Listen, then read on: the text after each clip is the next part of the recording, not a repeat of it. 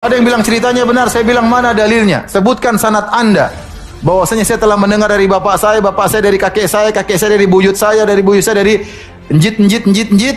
Bahwasanya dari Paijo, Paimin dan Jominten dia melihat Sunan Kalijaga di pinggir kali bertapa kemudian jadi wali. Taib, kalau kamu bisa menyebutkan sanadmu, rangkaian sanadmu, ini derajatnya bagaimana? Apakah mereka benar semua ataukah ada yang tukang dusta, apalagi suka nambah-nambahin, apalagi orang kita suka nambah-nambahin cerita. Ya. Ya makanya enggak bisa kita benarkan berita tersebut. Ini yang nulis siapa? Kalau saya ketemu orang tersebut enak. Saya akan bertanya kepada ustadz tersebut, Islam pertama kali masuk tahun berapa coba dalam sejarah? Kemudian pertama kali kitab dikarang di Indonesia siapa? Siapa yang ngarang kitab pertama kali di Indonesia? Anggap saja kalau yang ngarang adalah orang abad 100 yang tahun yang lalu. Sebelumnya siapa?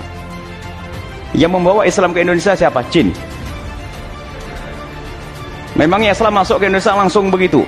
Dapat ilham masuk Islam begitu? Yang membawa adalah manusia. Dan siapa manusia itu coba? Mbahmu?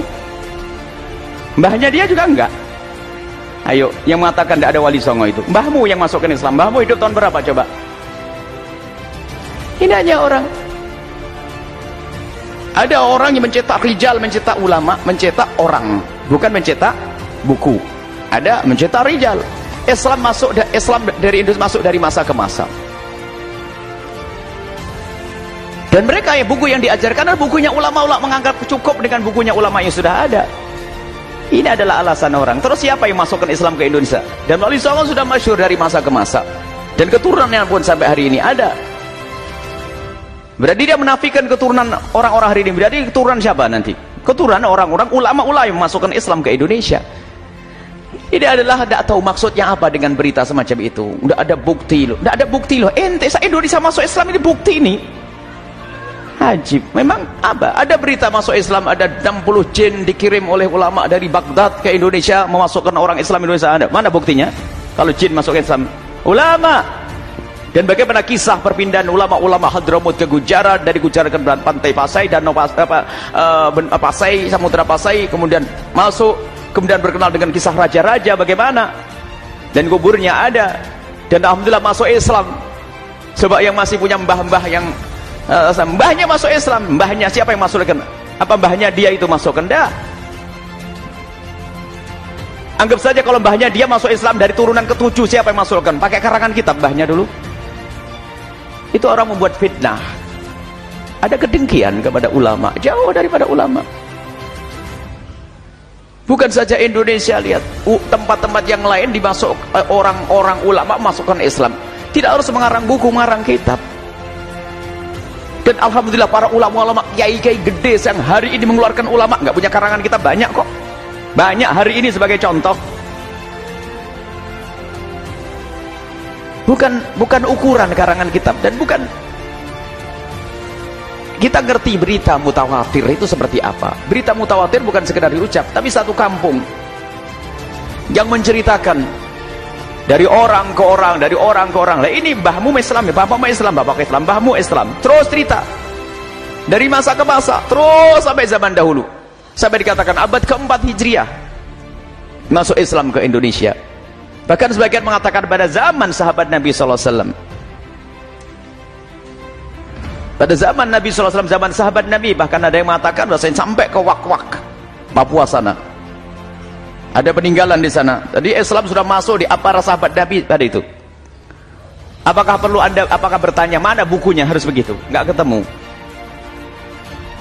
Sebenarnya Anda gini loh, kalau Anda menafikan hujah yang nyata ini, lalu Anda harus mendatangkan hujah yang baru. Mana hujahmu? Sekarang paskan kapan Islam masuk ke Indonesia dan buktinya kitab mana, kalau dia bisa ngomong itu. Itu ada ngomong lantur, cuman biasanya mengahli fitnah, punya media, radio banyak, televisi dan sebagainya. Anda menyebutkan radio tetangga, haram Anda mendengar radio semacam itu. Karena ada fitnah. Dan alhamdulillah Wali Songo itu keberkahan beliau, keikhlasan beliau, lihat. Menaklukkan raja-raja dengan kelembutan, besanan dengan raja, menikah dengan putri raja. Memang Raja Brawijaya, Raja Majapahit itu adalah kisah-kisah itu palsu. Apakah bohong? Enggak pernah Raja Majapahit itu ada. Nggak pernah ada raja kerajaan Sriwijaya itu ada, nggak pernah dinasti Sailendra itu ada, nggak pernah lah itu. Anda baca sejarah itu ada semuanya. Kemudian perubahan dari agama Hindu ke Islam itu siapa yang membawa? Yuk, kitabnya apa? Bingung dia. Kitabmu apa? Itu adalah fitnah yang disebarkan sebagian orang. Sebetulnya mereka bukan ingin mengingkari mereka.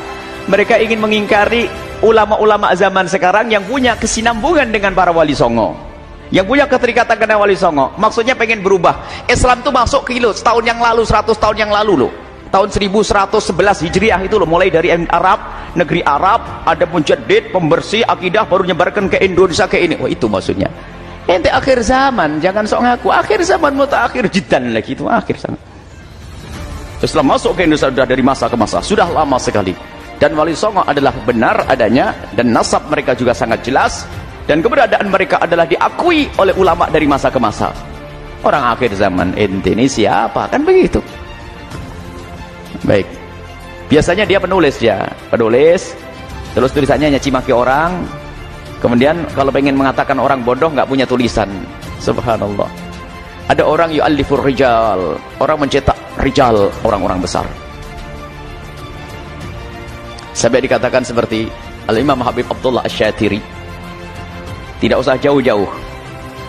Imam Abdullah Asy-Syatiri, beliau ada seorang alim besar yang ada di Tarim, nggak punya banyak karangan, bahkan mungkin sangat sedikit, tapi punya murid karangannya adalah berjilid-jilid. Apakah kita katakan beliau adalah bodoh? Innalillah.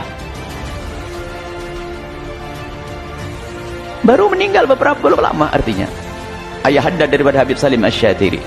Tapi sampai hari ini kita ngelihat muridnya ulama, ngarang kitab dan sebagainya. Apakah wah dia nggak ngerti, bukan juru dakwah, dia nggak ngarang kitab? Kok hujah ngarang kitab?